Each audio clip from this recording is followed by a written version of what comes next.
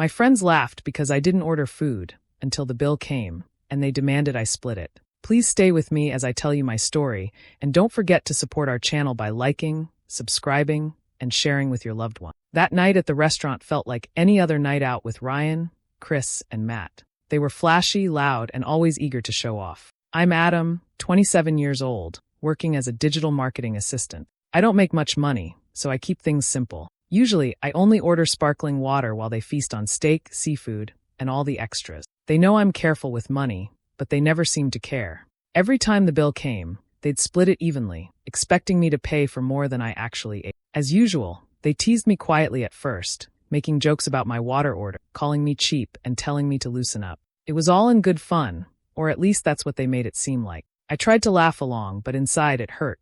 I didn't want to be the odd one out, but I had to be careful. My paycheck barely covered rent and bills, and nights like these added stress instead of relief. When the bill arrived, it was $240. Ryan looked at me with that smirk and said, $60 each, Adam. The playful tone vanished. I felt all eyes on me. $60? For sparkling water? It didn't feel right anymore. This was the moment I realized I couldn't keep doing this. For the first time, I refused. I told them I would only pay for what I ordered. The room grew quiet. Chris rolled his eyes, and Matt looked annoyed. The teasing stopped. The atmosphere turned cold and tense.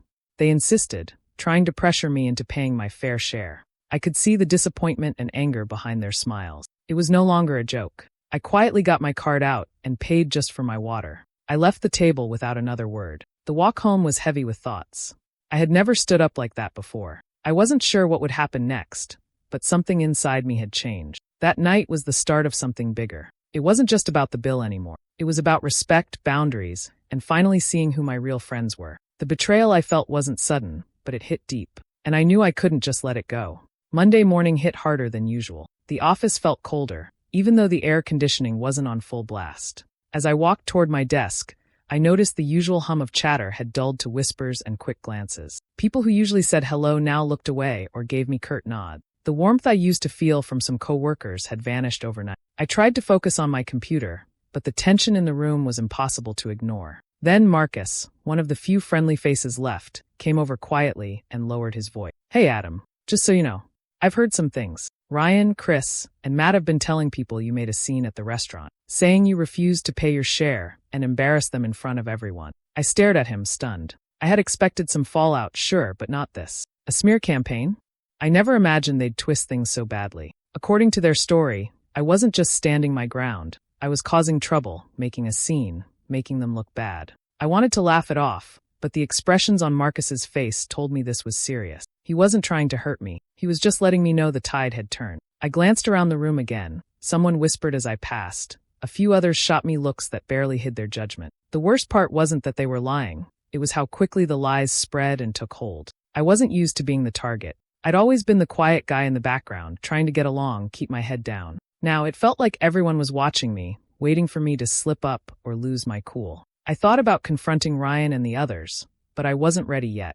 Their group was tight, and theirs was the louder voice right now. I didn't want to give them more fuel by reacting angrily or showing weakness. Instead, I sat at my desk, fists clenched, mind racing. Betrayal wasn't just about money or unfair bills anymore. It was about trust and respect, and they'd shattered both. But as angry as I was, I knew anger alone wouldn't fix anything. I had to be smarter, more strategic. I told myself quietly, this isn't over. That phrase echoed in my head like a promise, a warning, and a spark. I wasn't going to let this ruin me or my reputation. If they wanted to play dirty, I'd play smarter. In the days that followed, the cold treatment continued. I overheard snippets, people saying I was difficult, rude, even selfish. It stung, especially coming from colleagues I respected. I missed the days when the office felt like a team, not a minefield. But beneath the surface, something shifted in me. I started watching their behavior more closely, noticing patterns I'd missed before. The way Ryan dominated conversations, how Chris and Matt laughed at others quietly, the little ways they pushed people around.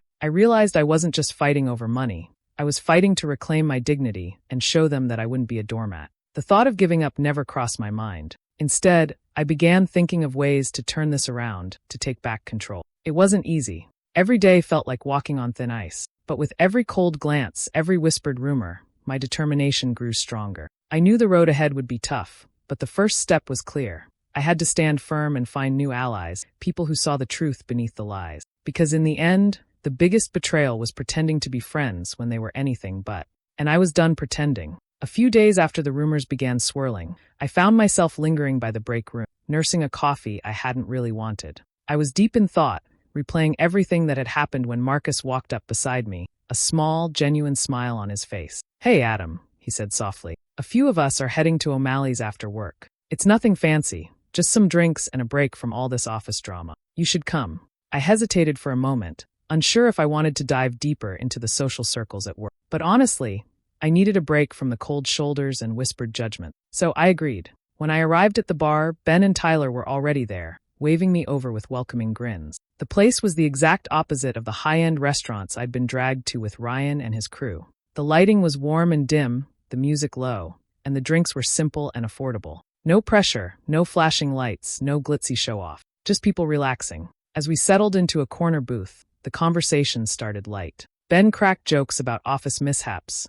Tyler talked about a movie he'd seen, and Marcus kept glancing at me, waiting for me to open up. I wasn't sure where to start, but the truth was burning to get out. So I took a deep breath and told them everything. How Ryan, Chris, and Matt always ordered the most expensive things but expected me to split the bill evenly. How I stuck to water because I simply couldn't afford more, and how things blew up when I refused to pay more than my share. I explained the fallout at work and how the lies had turned everyone against me. When I finished, there was a moment of silence. Then Ben shook his head slowly, disbelief in his eyes. "Man, that sounds rough. Honestly, I've seen that kind of thing before." Tyler nodded, leaning in.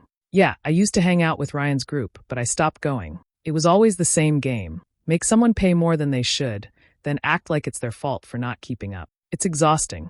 Marcus added, "They're good at making people feel like outsiders if you don't play along." I've been careful to stay clear. Hearing that hit me like a relief. I wasn't crazy. I wasn't the only one caught in their web. There were others who had seen through their act and chosen to step away. It was strange to realize that the friends I'd spent time with weren't really friends at all. They were people who used status and money to control others, keeping anyone who didn't fit their mold on the outside. With every word they shared, the weight on my chest lifted a little. For the first time in days, I felt like I belonged somewhere. Not because of flashy dinners or showing off, but because of honest conversation and simple company. The night went on with laughter and stories, none of them about bills or who owed what. For once, I wasn't worried about being judged or left out.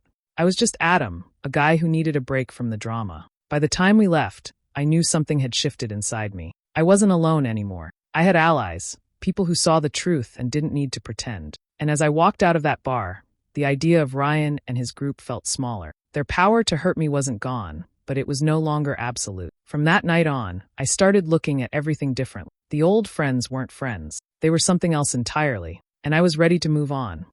A few days later, my phone buzzed with a message from Ryan. The tone was casual, but I could feel the usual edge beneath it. He was organizing a weekend barbecue and wanted me to come. Each person was supposed to bring something to share, and without missing a beat, Ryan assigned me the drinks, enough for 15 people. The request felt like a test, or maybe a trap.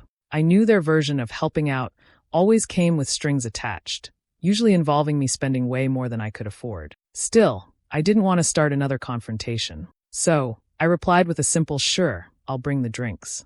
That night, I started planning quietly. Instead of heading to the usual pricey stores or brand-name shops, I hit up clearance racks and discount outlets.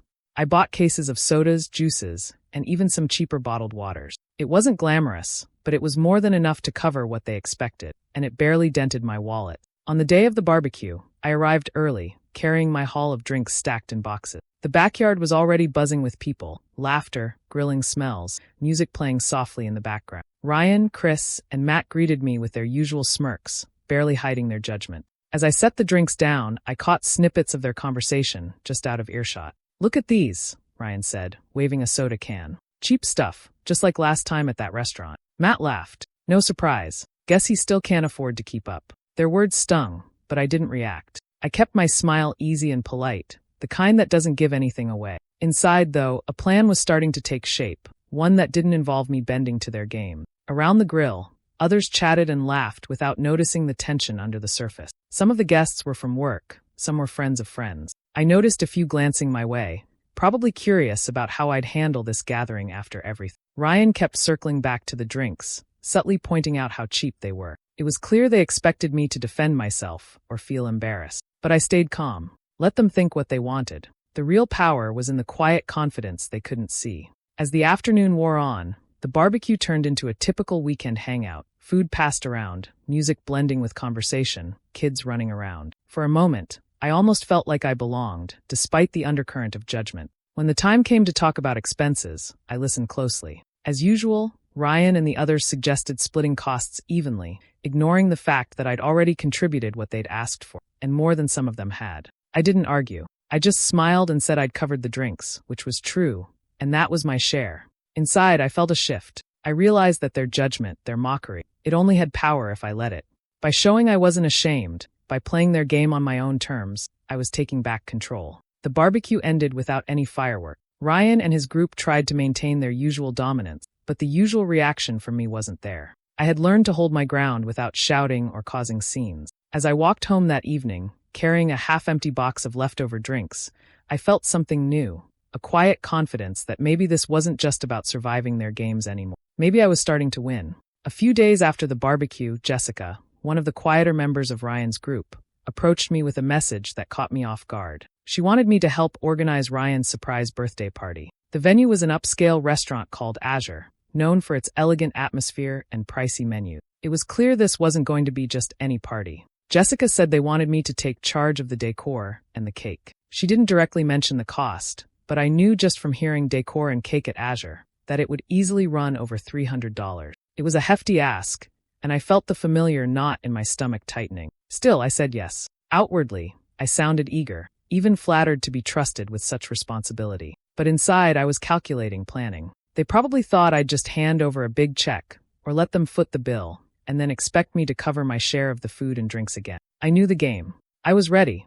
Over the next few days, I started researching ways to stretch a tight budget into something that looked far more expensive. My background in digital marketing had taught me a lot about presentation, and event planning was something I'd always admired from afar, but never seriously tried. I scoured online marketplaces and clearance sales, hunting for elegant decorations that wouldn't break the bank. I found delicate fairy lights, tasteful table runners, and faux floral arrangements that, combined cleverly, could transform a simple room into something magical. For the cake, I reached out to a local bakery known for quality, but reasonable prices. I explained the occasion and negotiated a design that looked custom and impressive without the typical upscale price tag. I spent hours experimenting with different layouts, piecing together a vision that would wow everyone at Azure without draining my savings. I wanted the decorations to speak for themselves, subtle, classy, but unmistakably thoughtful. This wasn't just about the party. It was about showing Ryan and his friends that I was more than the guy who always ordered water or got stuck paying bills unfairly. The day of the party arrived,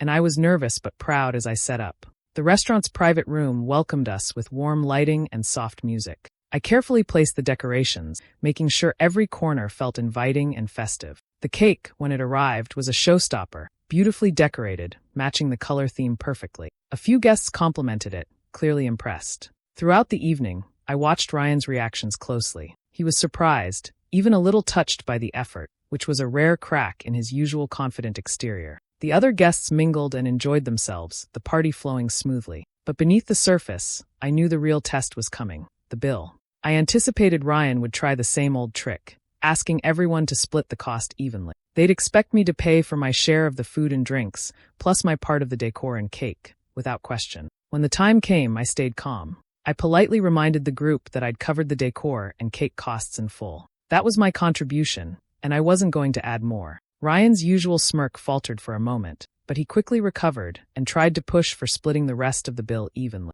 I declined, leaving a reasonable tip for my own meal and stepping away before the tension could escalate. Inside, I felt a strange mixture of relief and satisfaction. The party was a success on my terms, and I had taken control without causing a scene. I was no longer just the quiet guy who let others decide his worth. I was setting boundaries silently but firmly. That night, as the restaurant lights dimmed and the guests began to leave, I knew this birthday wasn't just a celebration of Ryan's age. It was a turning point for me, a chance to rewrite how I showed up in their world and in my own life.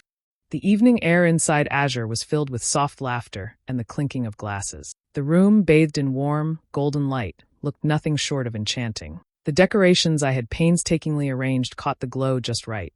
The fairy lights twinkled like stars, The floral arrangements added a gentle freshness, and the table settings seemed straight out of a magazine. The cake, sitting proudly at the center, was a sight to behold, a smooth, elegant creation that drew admiring murmurs from the guests.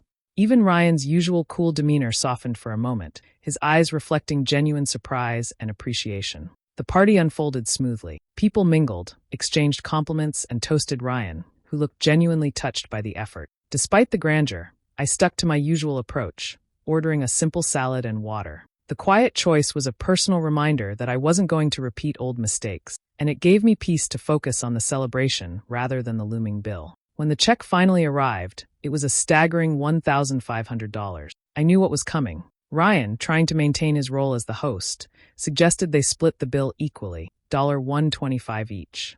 The room seemed to hold its breath, the previous warmth quickly cooling. I looked around at the expectant faces and calmly shook my head. "I'm not splitting this one," I said quietly but firmly. "I've already covered the decor and cake, and I'm paying for my meal." "That's enough." There was a moment of stunned silence.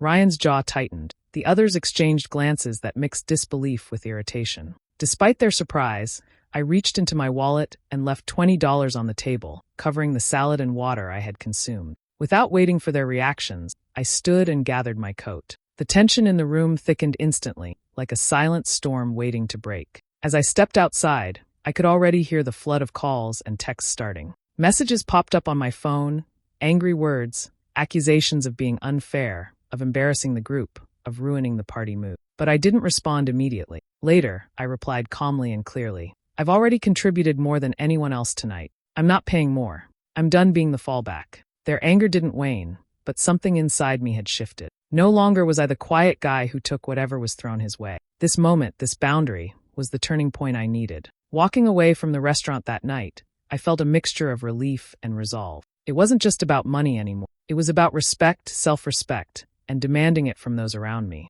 I knew the fallout wouldn't end here, but for the first time, I felt ready for whatever came next. Monday morning arrived heavy with tension. The office buzzed, but not with the usual chatter. Instead, whispers filled the air, eyes darting furtively toward me whenever I passed. The moment I stepped into the break room, I sensed the atmosphere had shifted even further against me. Before I could grab a coffee, I overheard fragments of conversation. "He just walked out. He didn't pay his share." Embarrassed everyone. Ryan and his crew were already spinning their story, louder than ever. They claimed I had abandoned the bill, refusing to do my part, and leaving them to cover the expensive night alone. The narrative was rehearsed and vicious, designed to make me the villain in front of the whole office. I stayed calm, holding my coffee cup a little tighter. Instead of arguing, I waited for the right moment. The more they repeated their version, the clearer it became how desperate they were to turn people against me. Finally, gathering a quiet crowd, I pulled out the receipts from my jacket pocket. The small stack of papers showed every expense I had incurred for the party.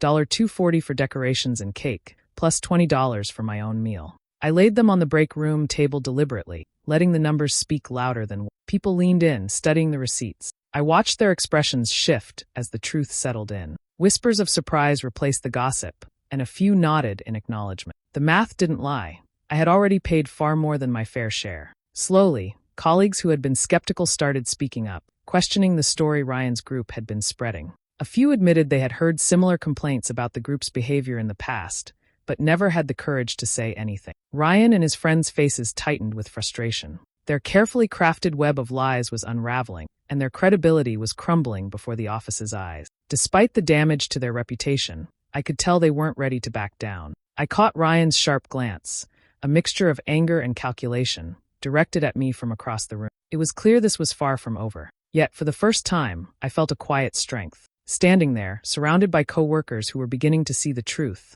I realized that by standing my ground calmly and showing the facts, I had shifted the power dynamic. The battlefield had moved from the restaurant to the office, and now, armed with proof and quiet confidence, I was ready to face whatever came next.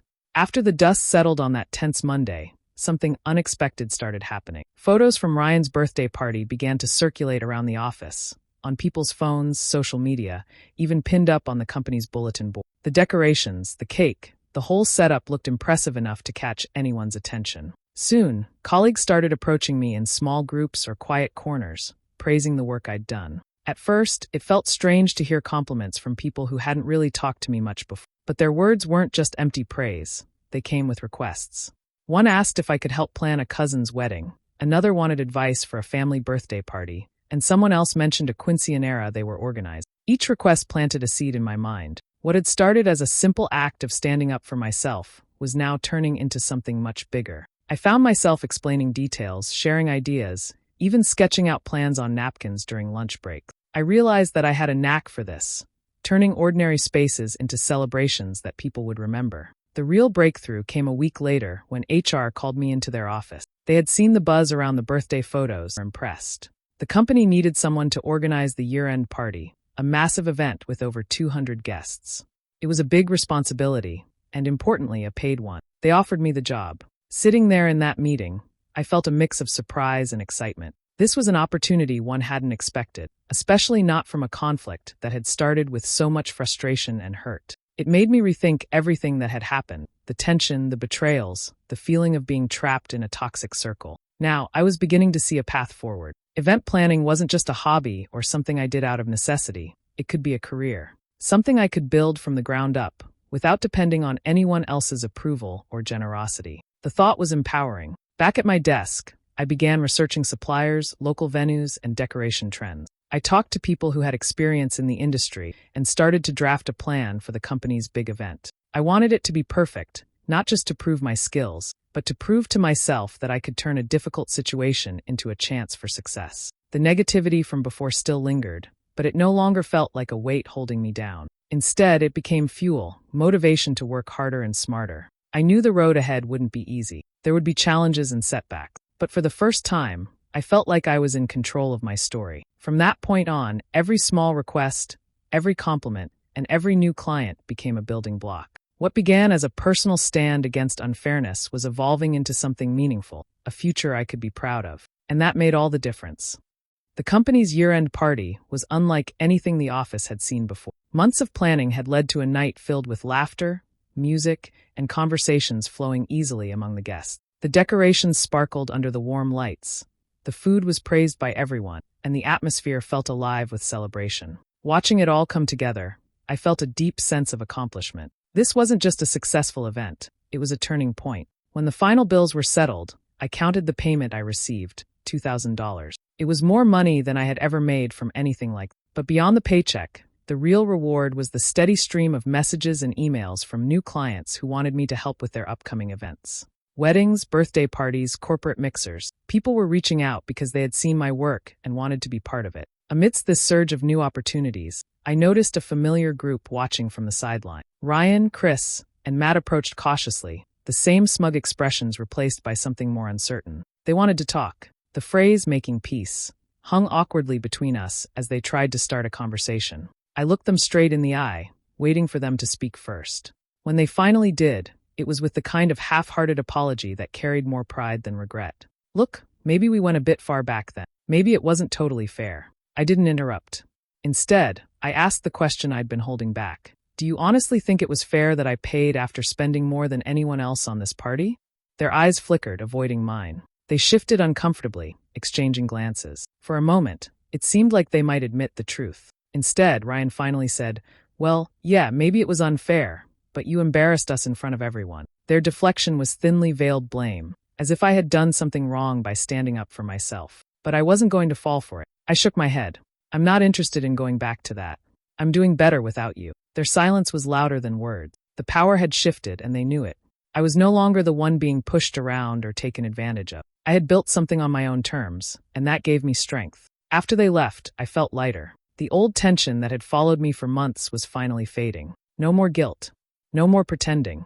The friendships that had once seemed so important were now just memories I didn't need to hold on to. I spent the next few days catching up on the new clients' requests, planning and organizing with a clear mind. Every call and email was a reminder that I was moving forward, not backward. The work I was doing mattered, and it was noticed. Looking back, I realized this was about more than just money or recognition. It was about respect for my time, my effort, and my boundaries. The people who truly valued that would stick around, the ones who didn't wouldn't. This was the beginning of a new chapter, one where I set the rules, where I was in control. The days of feeling small or ignored were over. I had turned a painful situation into an opportunity, and now I was ready for whatever came next. 6 months had passed since that night at the company party, and my life had changed in ways I never expected. Luna Events, my small event planning business, was no longer just a dream. It was real and growing. Every day brought new clients, new challenges, and new chances to prove to myself that I was capable of so much more than I had ever imagined.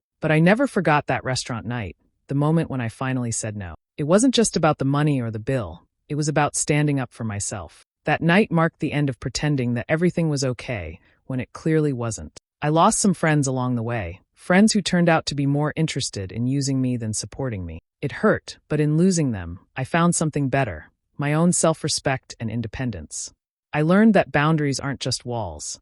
They're the lines that keep you safe and show others how you expect to be treated. Setting those boundaries wasn't easy. It meant walking away from people who made me feel small, who laughed at my choices, and who never really valued me for who I was. But it also meant opening the door to people who did. Tonight was a different kind of night. I met up with friends who had become my real family, people who accepted me, flaws and all, without games or judgment. We chose a small, cozy spot where everyone ordered what they wanted without worrying about splitting a bill or keeping score. The laughter flowed easily, and the memories of those old, painful dinners felt like a distant shadow. We talked about everything, from the silly to the serious, but there was no tension, no hidden agendas, just genuine connection. I caught myself smiling more freely than I had in a long time. As I looked around at these friends, I realized that revenge, the kind I had once imagined, wasn't about payback or drama. It was about living well, on my own terms, free from the weight of toxic relationships. That was the real victory. And so, I raised my glass quietly to myself and the journey I'd taken.